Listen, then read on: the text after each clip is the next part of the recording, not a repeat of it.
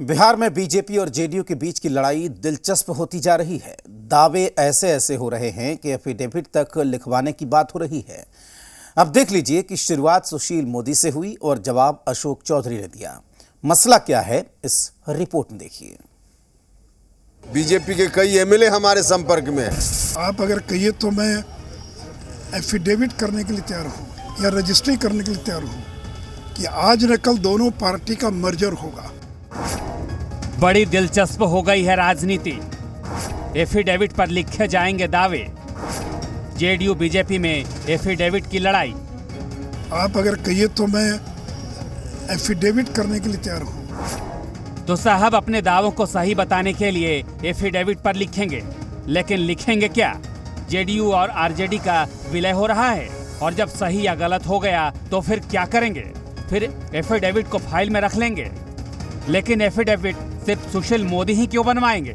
JDU के अशोक चौधरी भी बनवाने के लिए तैयार हैं। वो तैयार इसलिए हैं क्योंकि उनके संपर्क में बीजेपी के कई विधायक हैं। तो हम भी लिखित दे रहे हैं कि भाजपा के बहुत से लोग हम एफिडेविट भी दे देंगे। वो लिखित देंगे तो हम एफिडेविट दे देंगे। भाजपा के बहुत लोग हमारे संपर्क में हैं। मंत्री जी भले ही एफिडेविट लिखवाने के लिए तैयार हैं, लेकिन बीजेपी तो जेडीयू के अस्तित्व पर ही सवाल उठा रही है। उसे लगता है कि तीर चलाने वाला कोई बचेगा ही नहीं। एक बड़ा प्रश्न है बिहार में कि जेडीयू के अंदर आफ्टर नीतीश कौन? तो आप देखिएगा वो खाली है।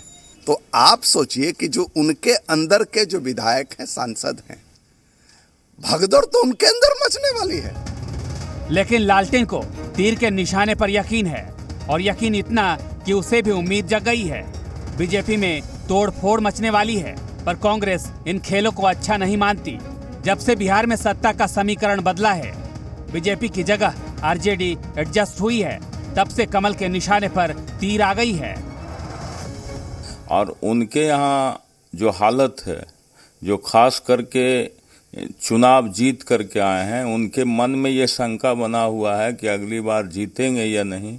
इसलिए उनके यहाँ भी भागदड़ मचा हुआ है और भागदड़ का बहुत जल्दी आपके सामने बिहार में दिखाई पड़ेगा कि क्या होने। लेकिन कांग्रेस पार्टी हमेशा लोकतंत्र के मजबूती के लिए दल बदल को हमेशा दुत्कारते रही है, और उसी का कारण था कि हमारे स्वर्गीय राजीव गांधी ने दल बदल कानून 1988 में लाया था, जो अभी तक चल रहा है। लेकिन तीर तो निशाने पर चलने के लिए जानी जाती है। वो निशाना कब आएगा पता नहीं, लेकिन कमल को तीर का वजूद भविष्य में मिटता नजर आ रहा है।